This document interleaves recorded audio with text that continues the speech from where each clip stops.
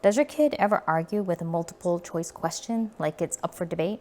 Because that's where we are right now, and honestly, I'm totally okay with it. Hi friends! Today I want to share a little spring update for our second grade curriculum. What we changed, what's working, and a few things that surprised me. Overall, it's been such a good year. He is learning so many things to the point where I genuinely cannot keep up. So let's start with math. We've been using Math with Confidence, grade 5, and we did hit a little bit of resistance. He wasn't as interested in doing the games, but he did like finishing most of the tasks because the lessons were fairly short. I don't think this curriculum really clicked with him, and I think that's kind of where we've been struggling the most, is finding curriculum that he's really enjoying and absorbing and really liking. We have been continuing with our math tutor once a week, and that's been like his favorite part of the week, is going to the math tutor for throughout 30 minutes where they can do puzzles and they can do more advanced math skills. But at home, we're just going to pivot a little bit, and instead of focusing on the Math with Confidence, we're going to incorporate some pre-algebra skills. So right now, we're going to be using this pre-algebra textbook and this skills workbook to just give him some practice. A lot of the things he is very familiar with, so we're just kind of reinforcing that so that it becomes kind of second nature for him. Right now, he's pretty much mastered double-digit multiplication and division, and so I think this is kind of the next logical leap. Eventually, we're going to be moving on to the art of problem-solving pre-algebra, but right now, I think that's a little bit too advanced for his skill level, and he just can't read that much text on the page. So we're going to do this older pre-algebra textbook first, and then pull questions from the art of problem-solving pre-algebra book to kind of give him a higher level of difficulty and challenge. Next, for history, we flew through History Quest early times. I think my child really just loved all the stories, so we just went through it so quickly. And after that, we were just kind of well, what's next?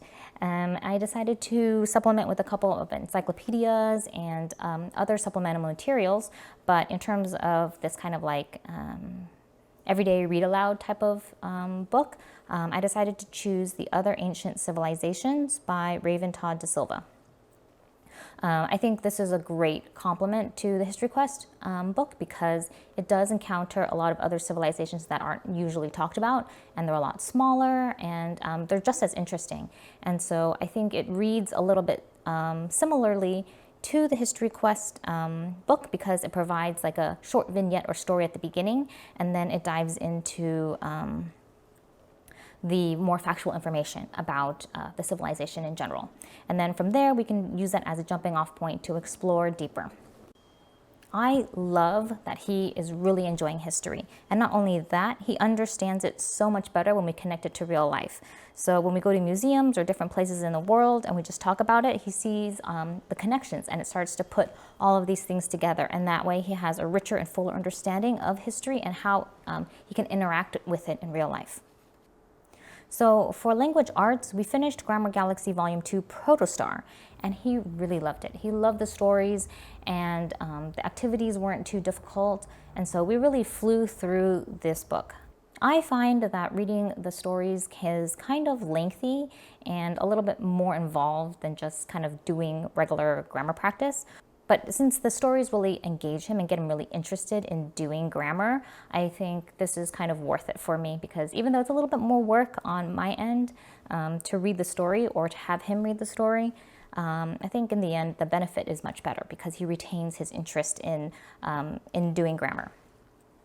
What I noticed is that they need a little bit more actual practice in doing these kind of grammar skills and exercises. So I decided to put in some supplements with Editor-in-Chief Beginning 1, which is for grades 2 and 3, and the Reading Detective Beginning, which is for grades 3 and 4. So this is part where it's kind of funny.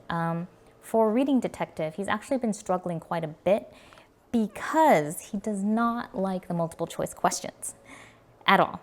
He'll come up with his own answer and then defend it like a lawyer. And honestly, that is something I am encouraging because that's exactly what I want. I want him to think critically, and I want him to explain his reasoning and stand by his ideas, not just pick something just because the answer key says so. we've really been leaning into that, and that's been great for starting our conversations and discussing the literature and discussing these paragraphs and really thoroughly understanding the reasoning behind what he's doing.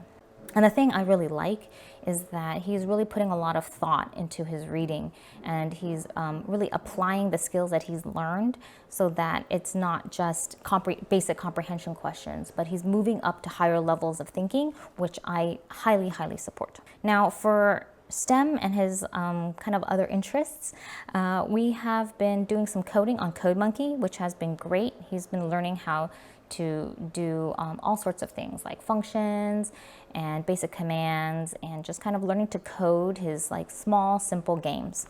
We also tried Crunch Labs for about 3 months, which was great because he could kind of build his own toys and see how things work.